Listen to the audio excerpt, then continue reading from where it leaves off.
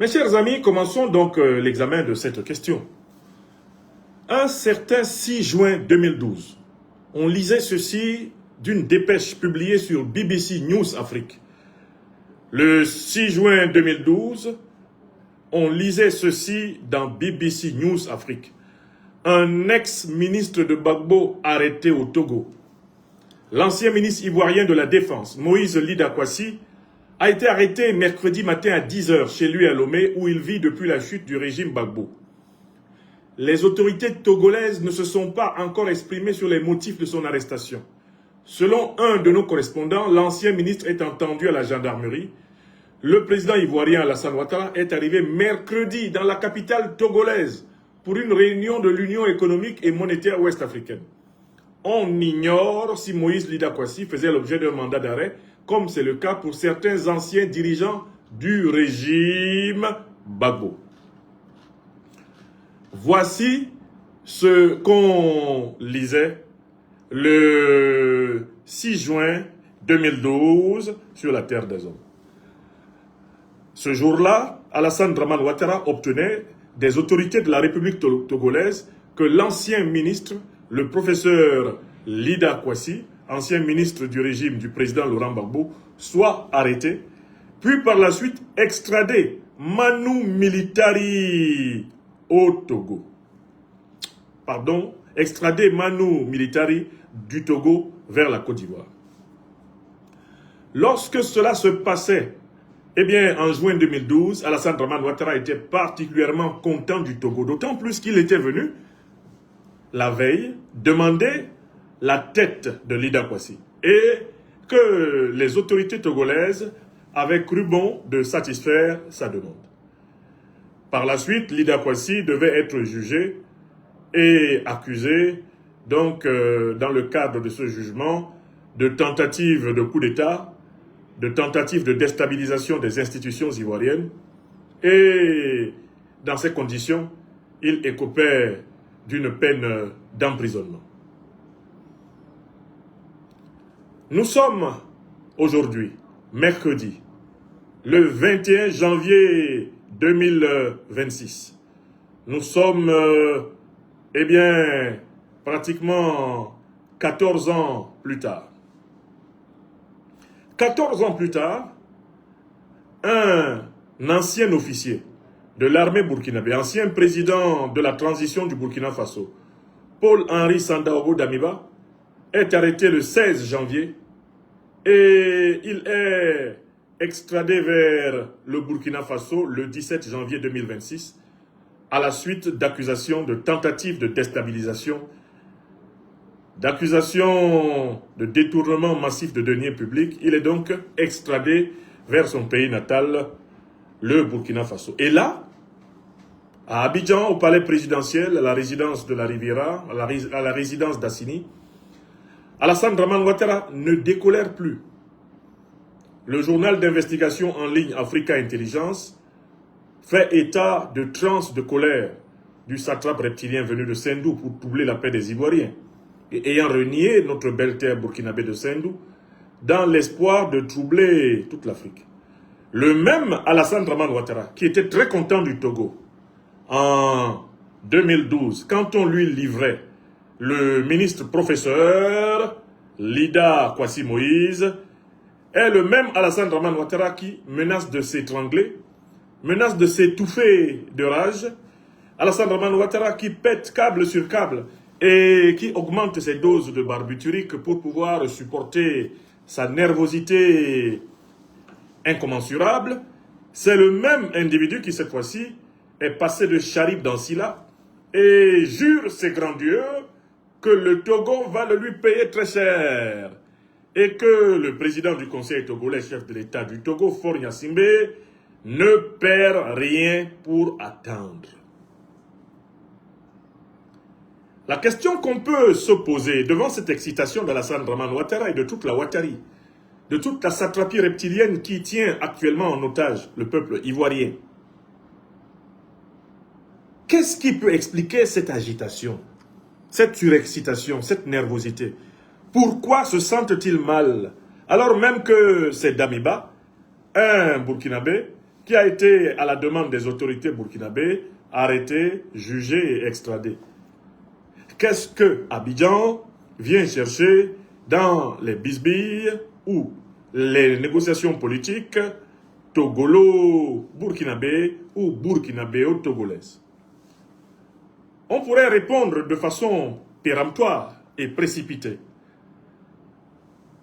La Côte d'Ivoire de Ouattara n'a rien à voir dans cette affaire, elle n'a rien à y dire. On dira que cette affaire relève des relations diplomatiques exclusives du Togo et du Burkina, et que tout le monde, à la limite, devrait circuler, il n'y a rien à voir. Je voudrais vous dire, sans le moindre risque de me tromper, qu'une telle analyse est fausse. Croire que la Côte d'Ivoire n'est pas concernée par ce qui vient de se passer entre le Burkina Faso et le Togo, c'est ignorer les dessous des cartes. Nous allons parler des dessous des cartes. Nous allons essayer de comprendre la colère de Ouattara. Nous allons comprendre sa transe, sa nervosité, son angoisse, sa peur. Nous allons essayer de comprendre la panique qui s'empare du régime du RHDP. Panique qui est telle qu'Alassane Dramane Ouattara est incapable de changer de Premier ministre. Tellement il veut bénéficier de la protection de ses maîtres français qui lui ont imposé ce Premier ministre depuis maintenant plusieurs années. Alassane Ouattara est paralysé. Il est tétanisé de peur. Pourquoi? Parce que, nous allons l'expliquer, il est concerné par le cas d'Amiba. Procédons à l'examen des raisons pour lesquelles Alassane Dramane Ouattara panique.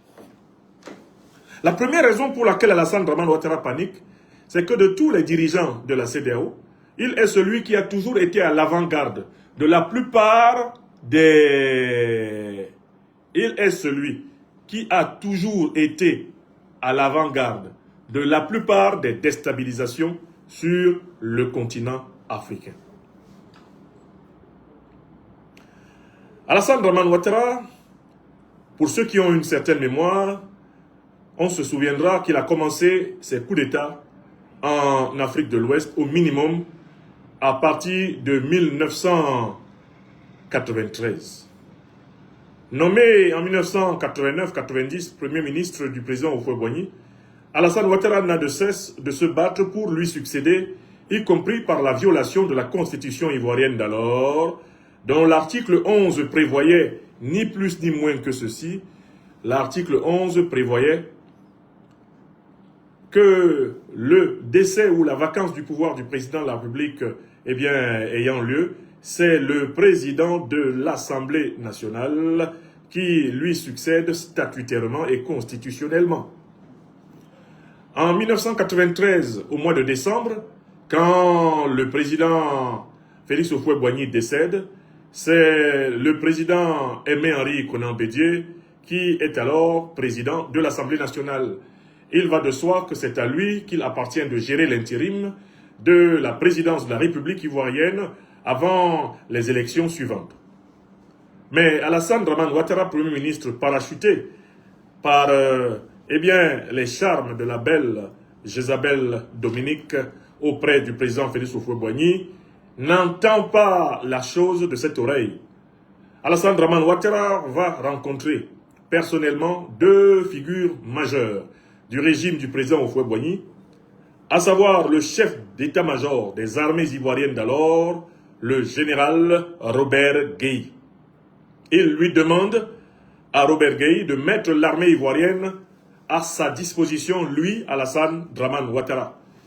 Et Alassane Ouattara fait la même démarche en allant rencontrer le secrétaire général du Parti démocratique de Côte d'Ivoire, Rassemblement démocratique africain, PDCI-RDA, et le secrétaire général du PDCI-RDA d'alors n'est rien d'autre que le ministre Laurent Dona Fologo.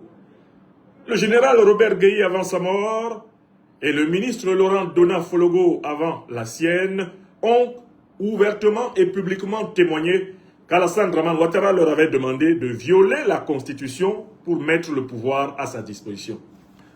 À partir de 1993, Alassane Ouattara sera systématiquement présent dans tous les coups d'État qui ont été perpétrés en Côte d'Ivoire jusqu'en 2025. Il est au cœur du coup d'État de 1995 qui, sous couvert de boycott actif, avait pour but de faire tomber le régime du président Bédié. Cela échoue. Il est au cœur du coup d'État du 24 décembre 1999 qui permet à des officiers et sous-officiers proches de lui de prendre le pouvoir, de se maquiller derrière le général Robert Gueye dans le but de préparer son intronisation par une modification opportune, espère-t-il, de l'article 35 de la Constitution ivoirienne d'alors. Installé au pouvoir, le général Robert Gueye fait volte-face, il a pris goût et décide de ne pas balayer la maison du pouvoir pour quelqu'un d'autre que lui-même. Alassane Dramane Ouattara lance aussitôt contre le général Robert Gueye une tentative de coup d'État. C'est le complot du cheval blanc. Ce complot a lieu en septembre 2000. Le général Robert Gueye échappe à cette tentative d'assassinat de Jean de Ouattara. Et malgré qu'il y ait échappé, il ne va pas échapper à la défaite électorale imposée par Laurent Koudou-Gbagbo et le FPI lors des élections d'octobre 2000. Par la suite, l'armée se disloque, en tout cas se met sous les ordres du président élu Laurent Koudou-Gbagbo, contraignant Robert Gueye à s'enfuir à Guessesso. Laurent Gbagbo s'installe au pouvoir au prix d'une élection qu'il appellera lui-même calamiteuse, en raison des circonstances exceptionnelles d'exclusion et de violence qui l'auront entouré. À peine Laurent Gbagbo a-t-il mis le pied sur l'étrier du pouvoir qu'Alassane Dramane Ouattara relance une tentative de coup d'État qui va se solder avec le fameux charnier de Yopougon. Laurent Gbagbo n'a même pas encore fait 3 mois au pouvoir que déjà, les 6-7 janvier 2001, Alassane Dramane Ouattara lance à l'assaut du pouvoir à Abidjan ces hommes qui sont planqués au Burkina Faso et à la tête desquels on trouve l'ancien caporal des sapeurs-pompiers de Côte d'Ivoire à Djamé, Ibrahim Koulibaly, dit sergent Ibé. Le complot de la Mercedes noire échoue. Ibrahim Koulibaly s'enfuit, au Burkina Faso et rebelote en septembre 2002, cette fois-ci sous le commandement de l'ancien leader de la FESI et leader donc de la jeunesse ivoirienne Guillaume Kibafori Soro. Les hommes à la solde de Alassane Dramane Ouattara lancent le coup d'État de septembre 2002 qui leur permet de se replier sur la région de Bouaké du Nord et d'imposer par une succession de négociations le retour d'Alassane Dramane Ouattara dans le jeu politique ivoirien. Ce retour est introduit dans le marbre de la Constitution à travers l'article 48 utilisé par le président d'alors de la République de Côte d'Ivoire, Laurent Koudou-Gbagbo, au terme de l'accord de 2005 tenu à Pretoria, en Afrique du Sud, sous l'égide du président Thabo Mbeki. C'est Alassane Dramane Ouattara qui est à l'origine du coup d'État de 2002 contre Laurent Gbagbo. Le témoignage en a été donné par le principal responsable organisationnel sur le terrain, le secrétaire général de la FESI, par la suite secrétaire général du MPCI et des Forces Nouvelles, par la suite ministre d'État de la Communication, Premier ministre, par la suite président de l'Assemblée nationale de Côte d'Ivoire, Guillaume Kibafori Soro, qui s'en est repenti depuis lors et a avoué, urbi et orbi, que c'est pour aider, au nom du panafricanisme, Alassane Dramane Ouattara à exercer pleinement ses droits de citoyen ivoirien, que ce coup d'État a été fait. Mais, dans sa manière inimitable de s'asseoir, Ouattara Dramane ne s'arrêtera pas là. Après 2002, Alassane Dramane Ouattara, cette fois-ci en association avec ses amis du RHDP, va tenter un coup d'État au mois de février, donnant à mars-avril 2010, après la dissolution du Parlement et la dissolution, de la commission électorale indépendante par le président Laurent Gbagbo, commission électorale indépendante qui était alors sous la direction d'un certain fraudeur, un vétéran nommé Robert Mambé Begré.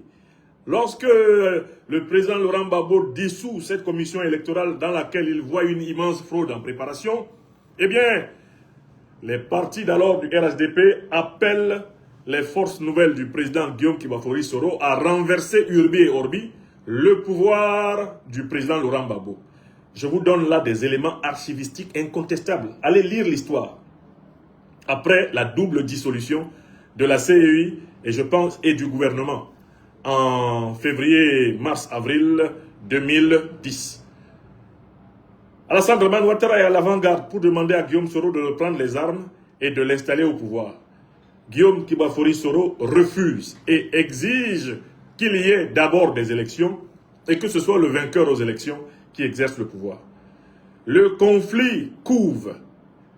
Non seulement à cette époque, Guillaume Kibafori Soro est accusé de trahison puisqu'il refuserait de combattre pour installer Ouattara et ses alliés au pouvoir, mais à la fin de l'année 2010, souvenez-vous-en, éclate le conflit sur le résultat, non pas du premier tour de l'élection présidentielle qui est gagnée par Laurent Gbagbo, mais le résultat du second tour. Alassane Dramane Ouattara qui se gargarise aujourd'hui de l'idée que personne ne peut contester les résultats du Conseil constitutionnel, refusa d'accepter les résultats qui avaient été proclamés en première instance par le Conseil constitutionnel.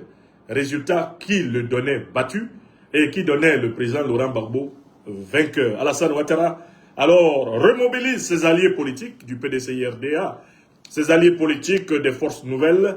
Il mobilise bien sûr la France, l'ONU et c'est au prix d'une guerre qui va coûter 3000 morts au peuple de Côte d'Ivoire qu'il exerce le pouvoir. Voilà l'homme. En 2015, il est en roue libre. Ses principaux opposants sont en prison et il constitue une alliance forte avec le président Aimé-Henri Konan Bédié au nom du célèbre appel de Daoukro du 17 septembre 2014. En roue libre, Alassane Ouattara se fait reconduire à la tête de l'État. En 2020, Alassane Dramane Ouattara braque le peuple de Côte d'Ivoire, déclenchant une crise majeure avec une désobéissance civile dans laquelle le président Aimé-Henri Konan Bédié mènera son dernier grand combat politique.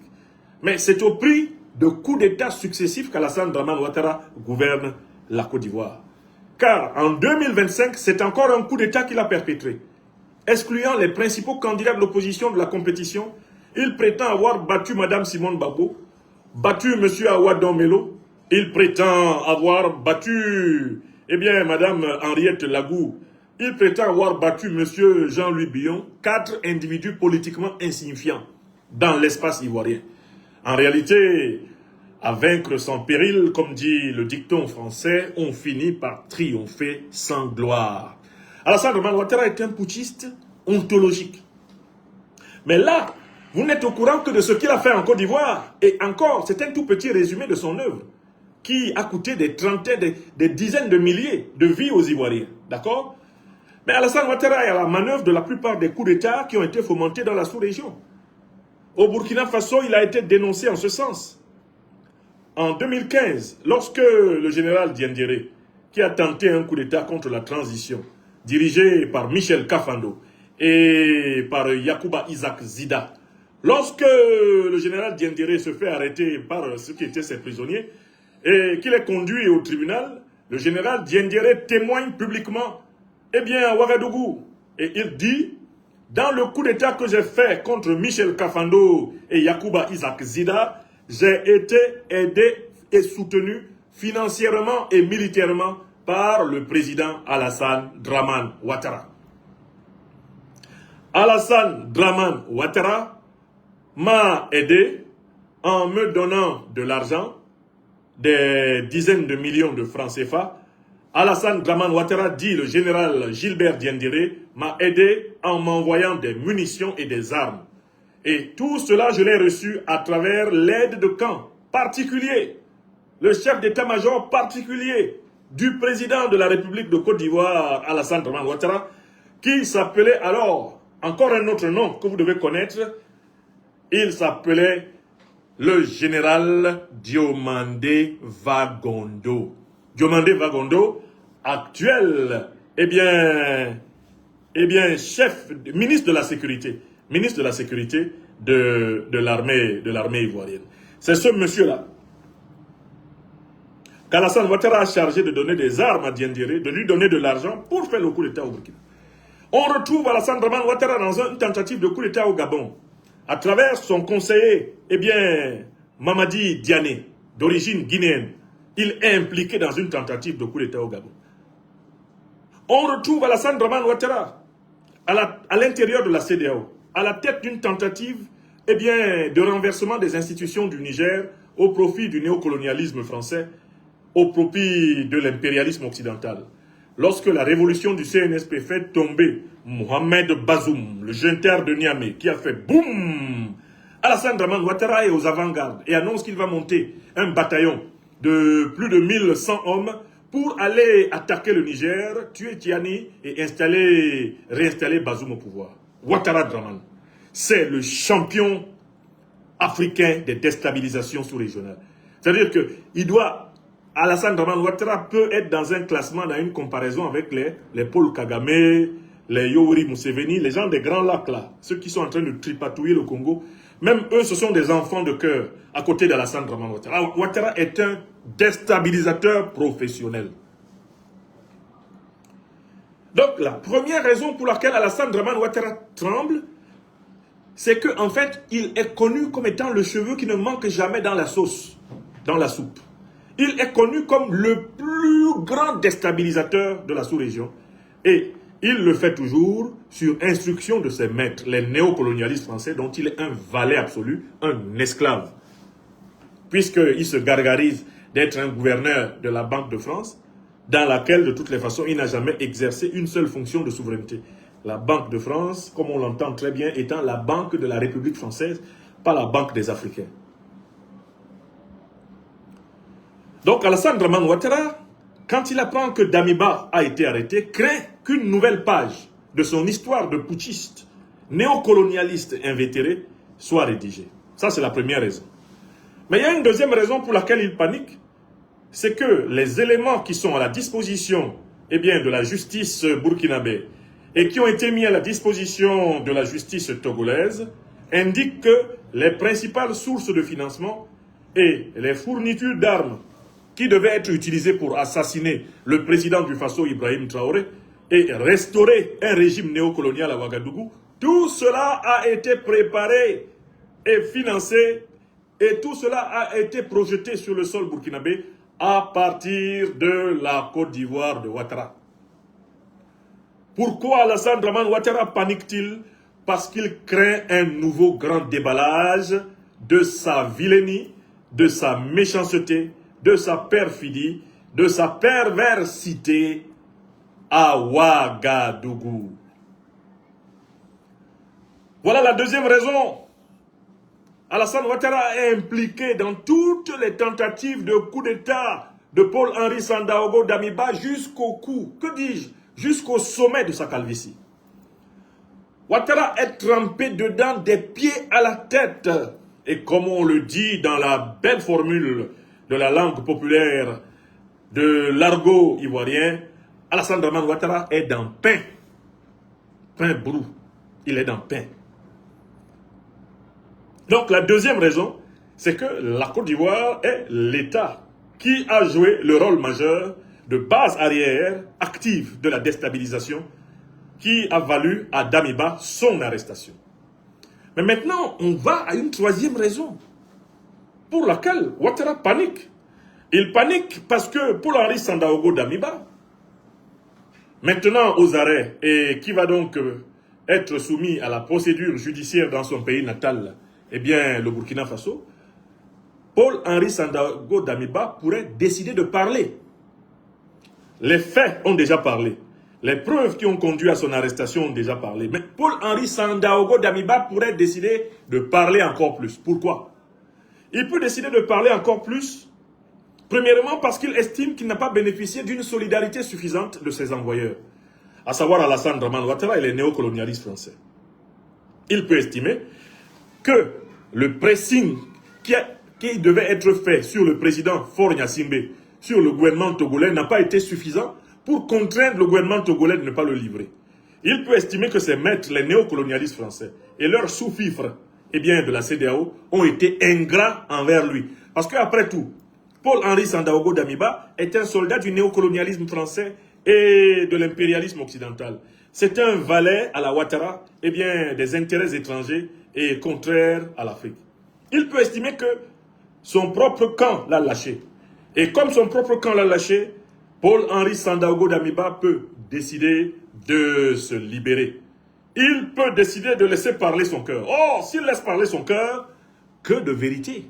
Que de vérités vont surgir dans le tribunal militaire de Ouagadougou. Si Paul-Henri Sandaogo Damiba parle, s'il parle avec son cœur, s'il dit tout, Ouattara est versé, eh bien, tout cul dehors. Si Damiba dit tout, le cul de Ouattara est dehors. Donc, deuxième raison, pourquoi Alassane Dramane Ouattara craint. Si Damiba parle, mais Damiba pourrait non seulement entièrement et complètement mouiller Ouattara, mais il pourrait mouiller les alliés de Ouattara dans la sous-région et à l'international. Donc cette affaire peut tourner à un scandale, non pas seulement burkinabé, ça peut tourner à un scandale ouest-africain, ça peut tourner à un scandale africain, et ça peut tourner à un scandale géopolitique, diplomatique mondial. Et Alassane Dramane Ouattara se voit emporté dans une telle spirale, au risque même d'être considéré comme un amateur et d'être puni par ses maîtres pour ne pas avoir été capable de mener à bout et avec succès cette opération. Alassane Dramane Ouattara craint que Damiba dise tout et qu'on sache une fois de plus que derrière la vilainie de ce qui se préparait, il n'y avait ni plus ni moins que son faciès asymétrique et sa démarche en point-virgule. Comprenez ça? Voilà pourquoi j'invite les autorités du Burkina Faso à assurer une sécurité absolument implacable à Damiba. Parce que le principal ennemi de Damiba à partir de maintenant, c'est Alassane Ouattara. Celui qui a intérêt à tuer Damiba, là maintenant, c'est Alassane Ouattara. Si Alassane Dramane Ouattara peut avoir accès à Damiba, il va le faire buter. Parce qu'Alassane Ouattara n'a pas intérêt à ce que Damiba parle. Le Burkina a intérêt à ce que Damiba parle. L'AES a intérêt à ce que Damiba parle. L'Afrique des libertés, l'Afrique en lutte pour son éveil et sa souveraineté, a intérêt à ce que Damiba dise tout. Mais ceux qui n'ont pas intérêt à ce que Damiba parle, c'est Ouattara Dramane. C'est la CEDEAO. C'est les néocolonialistes français, les impérialistes occidentaux, dont Damiba est un valet. Donc, par conséquent, en fait, la vie de Damiba est d'abord menacée par ses propres maîtres, qui, à la première occasion, le flingueront volontiers pour qu'il ne les livre pas. D'où ma modeste première recommandation aux autorités du Burkina Faso, s'il vous plaît, redoublez de vigilance.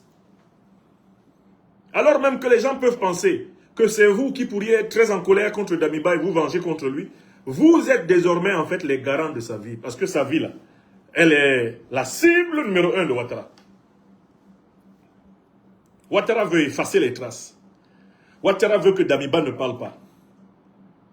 Par conséquent, s'il a la moindre lucarne pour atteindre Damiba, il le fera.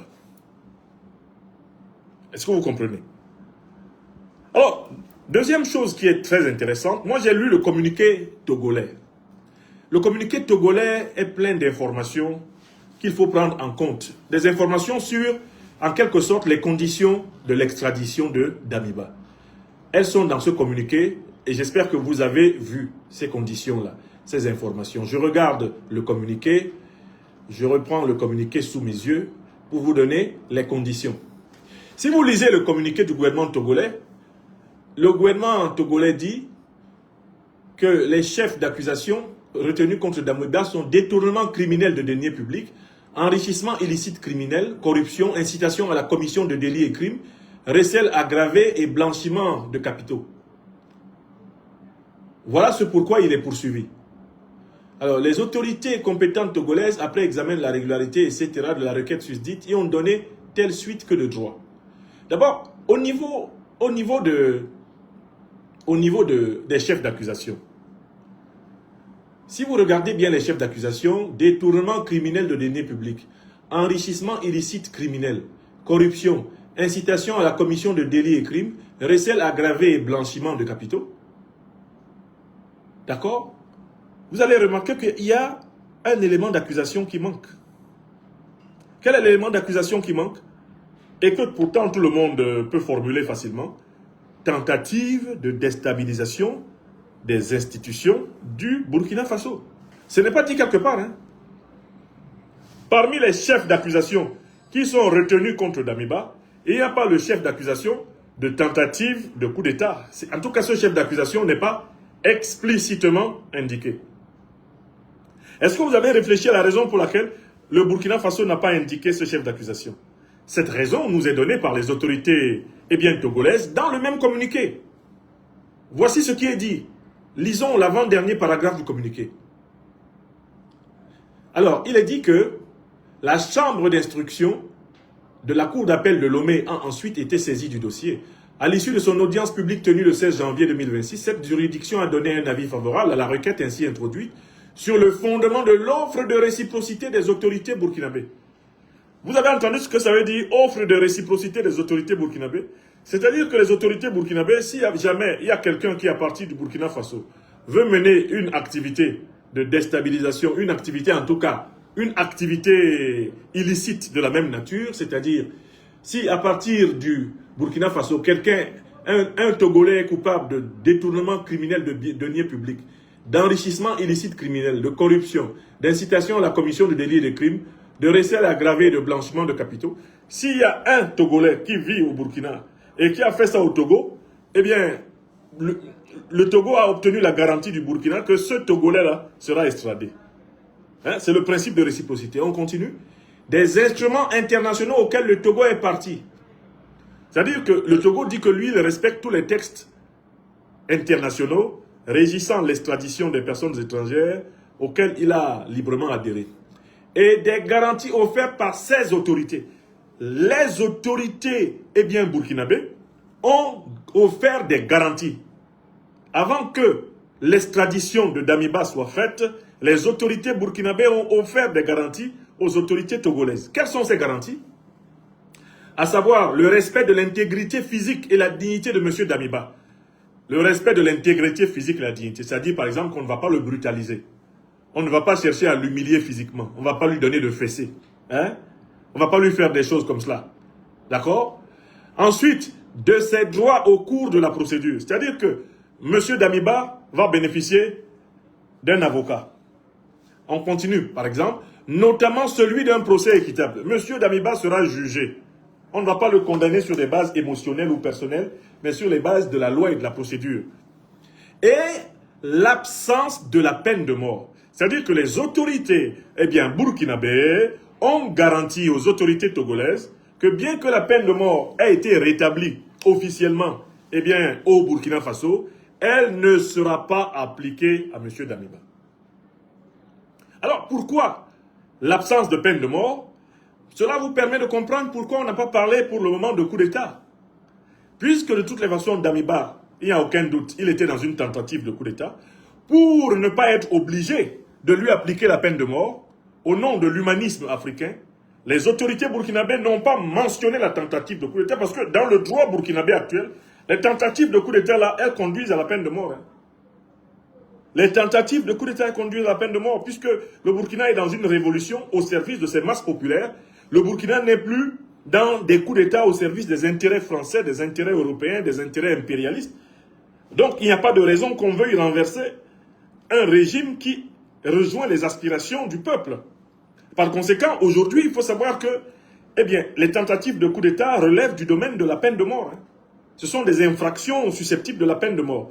Donc, en fait, si l'infraction de tentative de coup d'État n'a pas été mentionnée, c'est que les autorités burkinabées, en bonne entente avec les autorités togolaises, ne veulent pas, pour des raisons en quelque sorte politiques, pour des raisons de vision de l'harmonie sociale, ne veulent pas déclencher une procédure judiciaire aboutissant, tout naturellement et très rapidement, à une peine de mort. Donc, elles se sont engagées à ne pas lui appliquer la peine de mort. Parce que s'il fallait qu'elle lui applique la peine de mort, Cela voudrait dire alors que le Togo aurait livré Damiba à la mort. Et le Togo ne voudrait pas que son nom soit associé à une telle conséquence. Vous avez bien compris? Donc, quand vous lisez le communiqué togolais, vous comprenez que, bien que les faits qui sont reprochés à Paul-Henri Sandaogo Damiba soient difficilement contestables, et même clairement incontestables, on ne lui a pas on ne lui a pas imposé tous les chefs d'accusation. Tous les chefs d'accusation qui pouvaient être opposés à Paul-Henri Sandaogo Damiba n'ont pas été pris en compte. Si on n'a pas parlé de la tentative de coup d'État, c'est pour ne pas être obligé d'appliquer la peine de mort. Est-ce que vous comprenez? Donc ça a été fait dans un esprit, certes de justice, un esprit d'équité, mais dans un esprit d'humanité. Bon. Donc, ce communiqué est donc plein d'enseignements. Il nous dit que le Togo refuse d'être une base arrière de la déstabilisation de quelque pays que ce soit.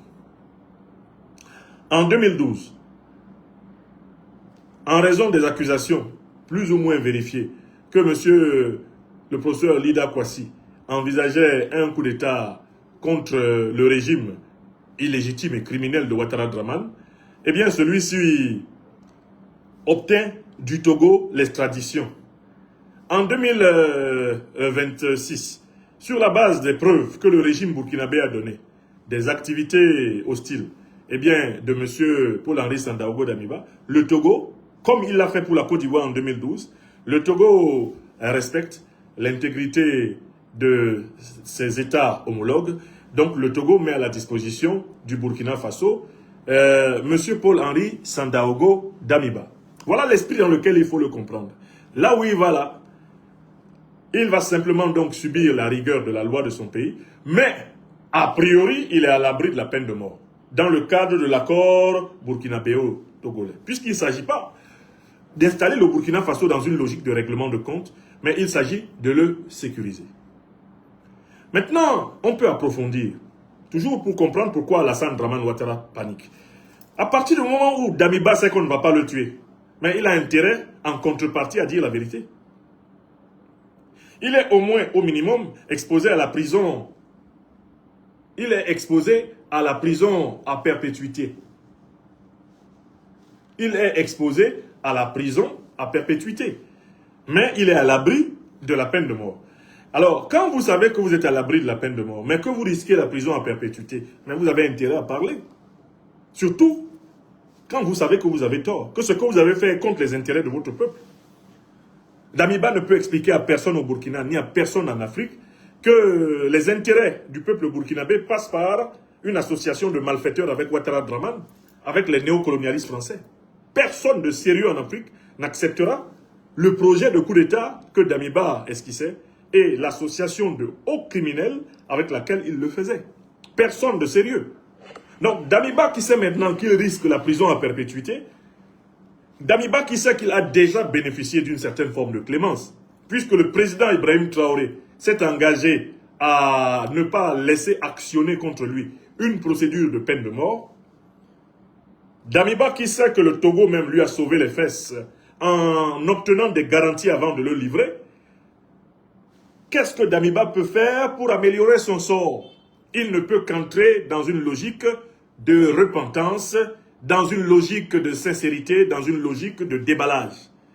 Voilà pourquoi, selon mes hypothèses, nous devons nous attendre à un grand déballage bientôt au tribunal militaire de Ouagadougou. Et c'est d'ailleurs précisément pour ne pas avoir bénéficié, lui non plus, d'une solidarité maximale lors de son coup d'État de 2015, que le général de brigade Gilbert Diendéré s'était mis à table et avait parlé, avait décrit tout ce qu'il avait fait devant les tribunaux et livré Ouattara. Car il savait que de toutes les façons, au Burkina, on avait décidé de ne pas le tuer, lui Diendéré, mais qu'il risquait de faire de longues années de prison. Alors, il valait mieux pour lui, eh bien, faire un pas vers ces geôliers en leur disant toute la vérité, quitte ne serait-ce qu'à alléger les conditions de sa détention et à y injecter une certaine dose d'humanité, de réciprocité, de bienveillance. Damiba est dans cette situation-là. Il sait qu'il s'en va en prison pour très longtemps. Qu'est-ce qu'il a à perdre? Au moins, il sait qu'on ne le passera pas au poteau d'exécution. Qu'est-ce qu'il a à perdre à dire la vérité? Rien. Il a tout à y gagner. car la longue incarcération à laquelle il est exposé pourrait être encore plus humanisée s'il fait preuve de contrition, de repentance et de sincérité. Car il n'est jamais trop tard, il n'est jamais tard. Ici-bas, il n'est jamais tard. Petit à petit, l'oiseau fait son nid. Petit à petit, l'oiseau fait son nid. Il n'est jamais trop tard, il n'est jamais tard. Damiba, Damiba, il n'est jamais tard. Petit à petit, l'oiseau fait son nid. Petit à petit, l'oiseau fait son nid. Qu'est-ce que Damiba a à perdre à dire la vérité? Hein? Il a échappé à la peine de mort. Il est en chemin vers la prison à perpétuité. Mieux vaut dire au moins toute la vérité, et écoper de la prison à perpétuité avec une certaine pitié potentielle de la justice de ton pays, que de vouloir mourir dans ta prison à perpétuité avec tes mensonges dans ton ventre.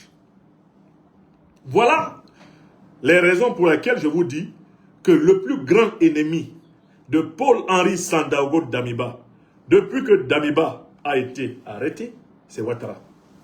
Une deuxième et dernière fois, le plus grand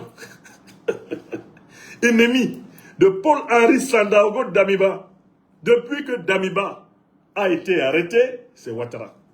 Une dernière fois, le plus grand ennemi de Paul-Henri Sandaogo Damiba, depuis que Damiba a été arrêté, c'est Ouattara Draman. Car Damiba est un sac de paroles qui peuvent ébranler la Ouattari, ébranler la France-Afrique. Voilà pourquoi il faut veiller à sa sécurité et le mettre dans les conditions de sa locacité, de sa prolixité. C'est ce que je voulais vous expliquer, mes chers amis. C'est ce que je voulais vous expliquer. J'espère avoir éclairé votre lanterne dans cette affaire. Et donc, ça tremble de Paris à Abidjan. Ça tremble dans toute la CEDEAO. Qu'est-ce qu'il va dire? Qui va-t-il balancer? Quelles sont les preuves qu'il va mobiliser? Parce que Damiba n'a sûrement pas manqué de planquer des preuves. Et l'un des syndromes du condamné, c'est le syndrome du « je ne vais pas mourir seul ». Surtout le condamné renégat. Il n'aime pas mourir seul, les renégats. Donc, attendons-nous à ce que, à Ouaga, eh bien, pour ainsi dire, à la Bidjanaise, le cul de Ouattara soit dehors. Attendons-nous à ce qu'à Abidjan, le cul de Ouattara soit dehors. À Ouagadougou, à Abidjan, ça va sortir comme ça sort. Et voici donc le commencement, eh bien, d'une dégringolade inexorable. Car désormais, ce n'est plus la CEDEAO qui est à l'initiative de l'action en Afrique de l'Ouest. Ce n'est pas, eh bien, la CEDEAO qui est à l'initiative, c'est qui? C'est l'AES. C'est l'AES qui est maintenant le moteur de l'histoire.